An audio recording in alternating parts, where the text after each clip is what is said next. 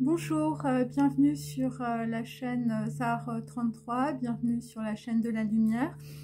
Donc cette vidéo, on peut dire, est un complément à la première que j'ai faite ce matin. Donc voilà, parce que on peut dire, lorsque on va dire, je parle sur mes vidéos, parfois il peut y avoir des choses qui peuvent m'échapper, donc c'est pour ça que je fais cette seconde vidéo. Et donc en fait, l'image que j'ai eue, c'est, comme vous le savez, en fait c'est beaucoup d'images, hein, bien sûr que j'ai aussi. Donc il y a un Bouddha dans un cerveau, ou en tout cas une personne, on peut dire, peut avoir, on peut dire, un certain éclaircissement, on peut dire, dans sa tête. C'est par rapport, on peut dire, à quelqu'un qui écoute des sons ou qui écoute des informations. Donc dans la situation que vous vivez, en fait, il y a de la lumière qui arrive, mais c'est par les oreilles. Voilà, c'est pas... là, c'est vraiment par les oreilles, hein, c'est pas par le coronal, ou voilà, c'est les oreilles. C'est l'or. Et donc, en fait, on vous dit d'écouter l'or. Évidemment, l'or, c'est aussi la transformation. C'est voilà, c'est des informations, en tout cas, qui se transmutent, des informations qui sont dévoilées, comme je vous le disais ce matin, avec les 3 vaves. Donc, il s'agit de lumière, hein, et donc il peut s'agir aussi de respire de Dieu, il s'agit d'air, hein, d'éther. Quelque chose se manifeste. C'est quelque chose qui est entre le corps éthérique et le corps physique. On peut dire que ce sont des informations, on peut dire, qui peuvent être quantiques, mais qui sont, on peut dire, sur des plans intermédiaires, hein, puisque nous avons 5 corps éthériques. Hein, donc c'est des choses, on peut dire, qui peuvent descendre dans la matière. Voilà, c'est des choses qui sont en suspension, on peut dire. Voilà, comme un code, avec des sons, on peut dire, vibratoires, mais c'est des choses qu'on n'entend pas. Voilà, c'est un petit peu comme le langage, on peut dire, des Égyptiens, hein, la langue des morts, des prêtres, par la non-parole. Donc c'est quelque chose qui peut être, on peut dire, voilà, silencieux, mais c'est quelque chose qui vibre. Et donc on peut dire que, alors moi j'ai le double, donc ça peut être 2 personnes, donc 2 personnes qui vibrent l'une par rapport à l'autre. Et donc on peut dire que cette vibration, cette énergie vibratoire, il y a une personne qui la prend avec délicatesse dans la main droite. Il s'agit, on peut dire, de position des mains. Hein, donc c'est par rapport, évidemment, là, en l'occurrence, c'est par rapport plutôt au Bouddha. Voilà, c'est la position des mains, on peut dire, du Bouddha. Donc c'est des bodhisattvas, c'est l'équivalent, on peut dire, de votre âme. Et la lumière est dans la main, car l'oreille a écouté ce qu'elle n'a pas entendu. Donc, il faut comprendre dans cette situation qu'il y a, on peut dire, des informations quantiques qui vous sont transmises, mais en réalité, vous ne pouvez pas les entendre, mais vous pouvez les ressentir. Et donc, le Bouddha, c'est un bout de hara. Il s'agit en tout cas d'un morceau d'énergie qui est donné. Et c'est un morceau d'énergie vitale. Afin qu'il se matérialise, il faut qu'une personne, on peut dire, visualise et fasse une projection de ce qui n'est pas encore. Et donc c'est la pensée, on peut dire, sur des énergies qui sont dématérialisées, qui en réalité vont permettre, on peut dire, à peut-être une autre personne d'avoir la même pensée. Donc il y a une vibration, mais il n'y a pas, on peut dire, d'organisation de l'énergie, hein, l'organisation, on peut dire, de la matière. Il faut la penser, hein, pour qu'il y ait cette organisation soutenue par la connaissance, hors du temps, puisque dans ce cadre-là, on va dire, quand on est sur les plans éthériques, hein, c'est pas encore arrivé sur le plan physique, on est hors du temps. Donc, qu'est-ce que ça signifie? Ça signifie qu'on va, on va chercher à la fois dans le passé, le présent et le futur, le schéma atomique qui va permettre, on peut dire, à cette énergie de se matérialiser dans l'alignement d'une situation pour que la lumière du Vave traverse la matière pour exister sur le plan physique. Donc ça veut dire que y a quelqu'un qui, on peut dire, va, on peut dire, dans les mondes subtils pour trouver, on peut dire, la meilleure configuration géométrique à une pensée et en tout cas, cette projection, en tout cas de la pensée, donc c'est instantané et c'est hors du temps, on peut dire, va être transmise à une autre personne pour qu'elle puisse exécuter en réalité une action. Et donc le Bouddha, ça vient d'un mot sanskrit qui signifie éveiller. Donc c'est par rapport, on peut dire aussi, à éveiller quelqu'un par rapport au passé, par rapport aussi faire une action par rapport à ce qui est négatif ou ce qui est du passif. Et c'est s'éveiller aussi par rapport à ses racines. Voilà. Et c'est aussi des personnes qui peuvent s'éveiller aussi à la sagesse des maîtres. Et donc, on peut dire qu'il y a quelqu'un qui peut entraîner une autre personne, on peut dire atteindre, on peut dire cette sagesse.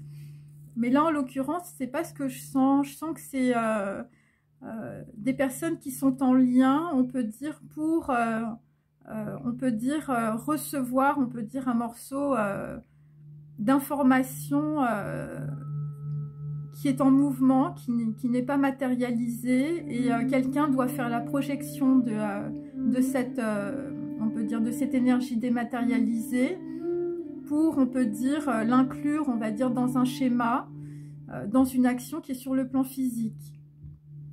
Et donc par rapport à cela, on peut dire, ce sont des personnes qui sont assez éveillées, qui peuvent réaliser cela. Voilà, alors dans le bouddhisme, c'est des personnes qui peuvent atteindre le nirvana, ou ça concerne, on peut dire, certaines personnes qui peuvent être en miroir des maîtres.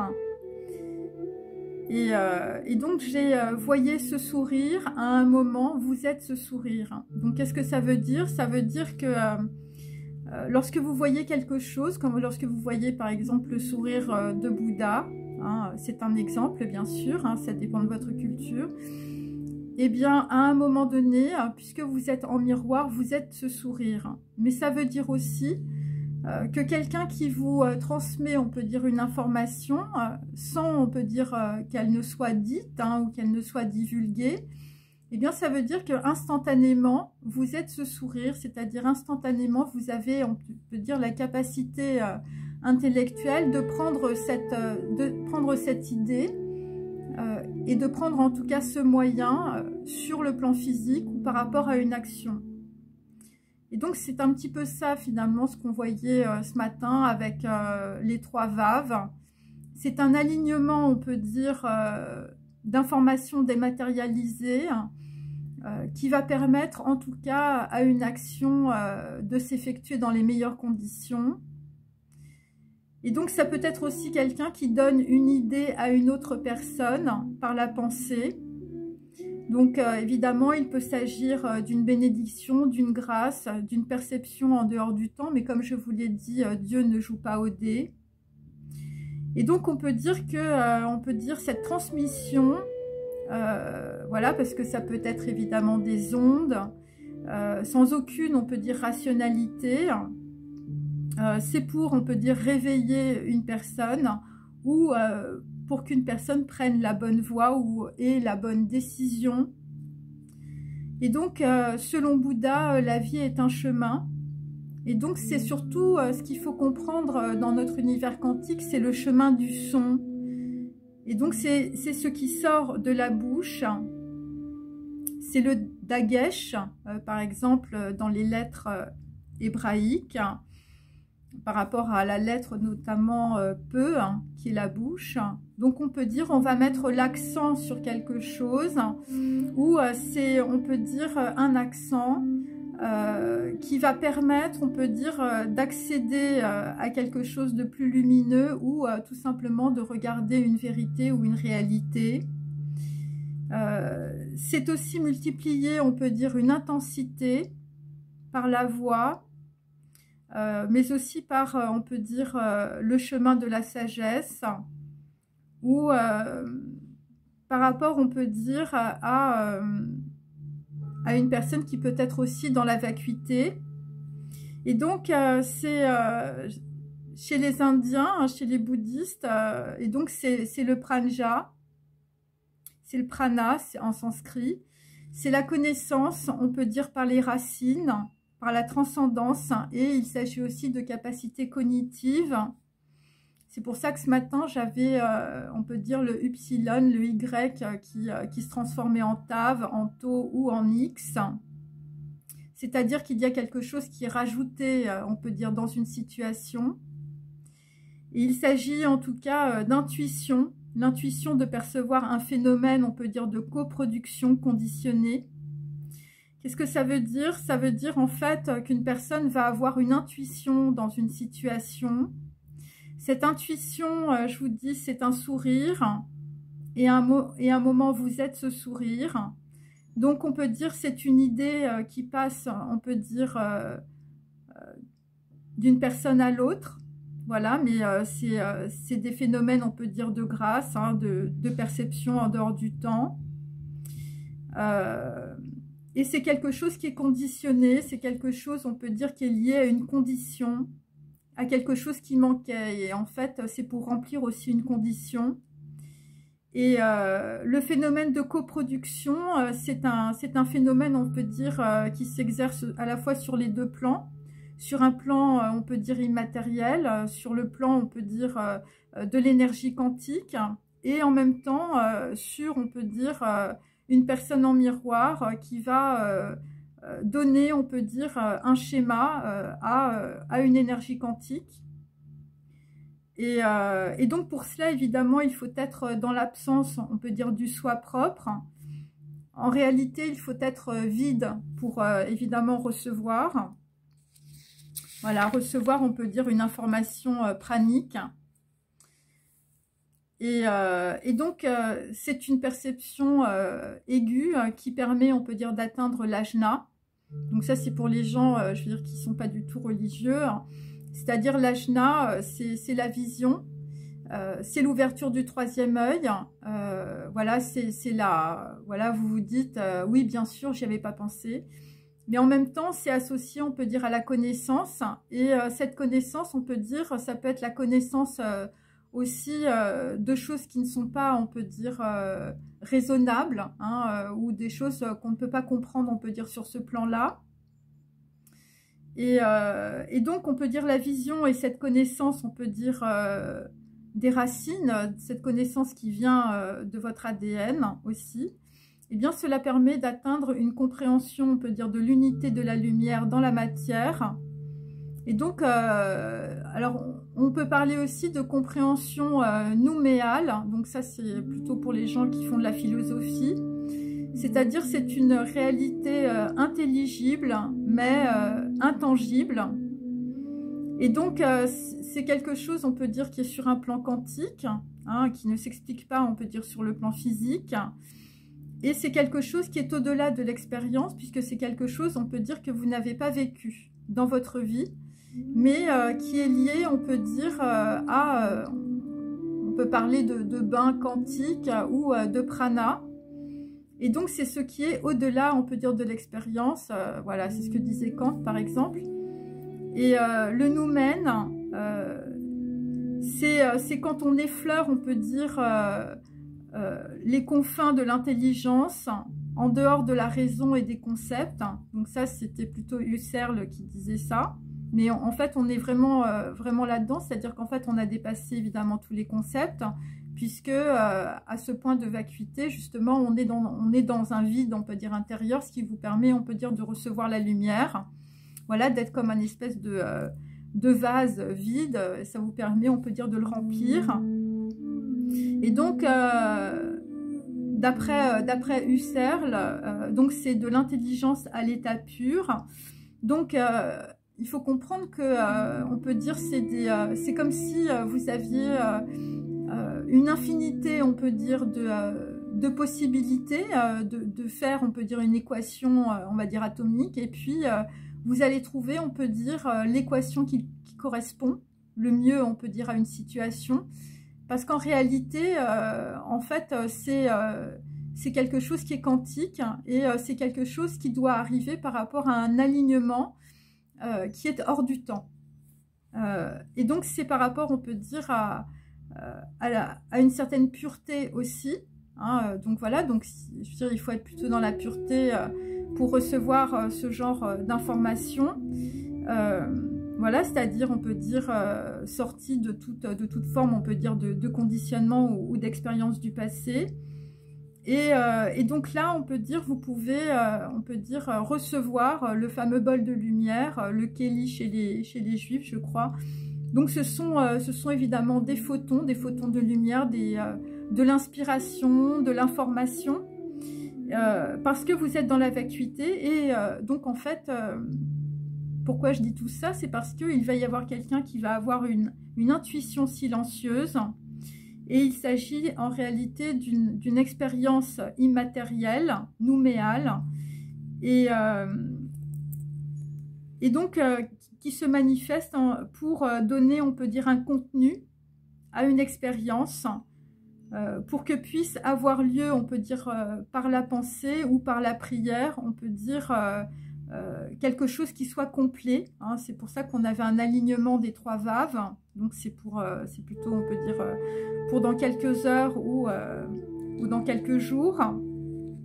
Mais moi, je sens que c'est quelque chose qui arrive très vite. Donc j'essaye en fait, de vous expliquer voilà une partie de ce que j'ai pas pu vous expliquer tout à l'heure parce que j'avais pas suffisamment de recul. Et donc la pensée nouméale, donc celle qui vous traverse, qui traverse aussi les 3 plans. Je vous avais dit qu'elle était liée aussi, je veux dire, à des corps éthériques. Et donc, on peut dire que dans une situation, il y a quelqu'un qui va, on peut dire, capter une pensée et on peut dire par contamination vibratoire, hein, si je puis dire. C'est pas évident à expliquer. Eh bien, une personne va avoir une idée pour, on peut dire, compléter un corpus de connaissances. Moi, c'est ce que je sens. Voilà. Et donc, la pensée nouméale est indéfinissable. Elle est là pour être perçue et non pour être expliquée.